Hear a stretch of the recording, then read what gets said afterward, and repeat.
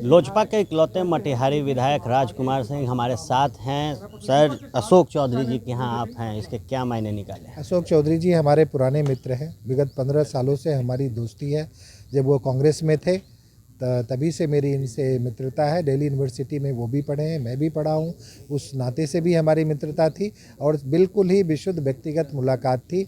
मैं अपने क्षेत्र की कुछ समस्या को लेकर आया था। अचानक यहाँ पे पुस्तक का विमोचन हुआ, उनके साथ बैठ गया और आप लोग आ गए, तो आप इसका कोई पॉलिटिकल मायने ना निकालें। जमा खान जी भी क्षेत्र का समस्या लेकर आए थे और आज जेडीयू में। तो जमा खान की बात आप जमा खान से पूछ सकती हैं, वो अपना किसी और एजेंडे से आई होंगी, हो सकता है। लेकिन मैं अभी सिर्फ व्यक्तिगत मुलाकात करने के लिए आया था और कई बार इनसे मुलाकात मेरी हो चुकी है चुनाव के बाद। 3 इकलौते विधायक थे बीएसपी से, एक निर्दलीय और एक आप, 2 तो आ गए समर्थन के साथ। आप भी हैं? हम तो एनडीए के साथ हैं। किसके एनडीए? एनडीए के साथ हैं। नीतीश की एनडीए या फिर नरेंद्र मोदी की? नरेंद्र जी की एनडीए अभी जो है वो केंद्र में काम कर रही है। नीतीश जी की एनडीए बिहार में काम कर रही है, लेकिन एनडीए के साथ हैं। यहाँ पे भी नरेंद्र भाई के रिप्रेजेंटेटिव हैं, नीतीश जी के भी रिप्रेजेंटेटिव हैं, केंद्र में भी उनके रिप्रेजेंटेटिव अभी सरकार में नहीं है, लेकिन हो सकता है होंगे। तो बिहार के एनडीए के जो नेता हैं उनसे आपके नेता खफा हैं?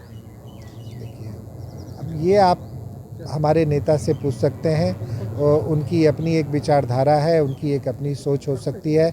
मेरी व्यक्तिगत सोच अलग हो सकती है, पार्टी की सोच अलग हो सकती है, विचारधारा।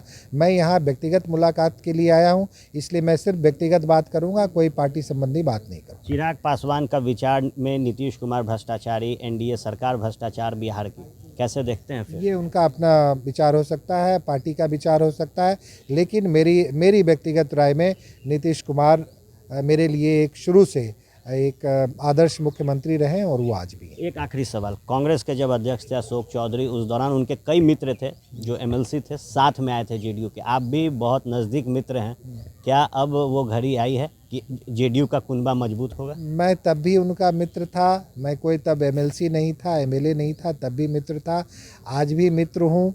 तो इससे आप कोई मायने ना लगाएं कि जब मैं तब कांग्रेस में, अभी आज तक वो कांग्रेस में थे तब भी मैं मित्र था, अभी वो जेडीयू में है तब भी मैं उनका मित्र हूँ। तो कॉमन फैक्टर लगिए, मित्र का कोई दल नहीं होता है। मित्र का दल नहीं होता। कितनी मजबूत है जेडीयू और लोजपा? लोजपा कितनी मजबूत है? लोजपा तो चूँकि बिहार में लोजपा का एकमात्र मैं प्रतिनिधि हूँ, तो मजबूती आप लोग बेहतर समझ सकते हैं। जेडीयू और मजबूत हो जाएगी? ये सवाल आप बाद में मुझसे मत कीजिए। ये सवाल जेडीयू से पूछेंगे ना। जेडीयू की मजबूती कितनी है, अपनी ताकत का एहसास उस व्यक्ति को होता है जिसके पास वो ताकत होती है।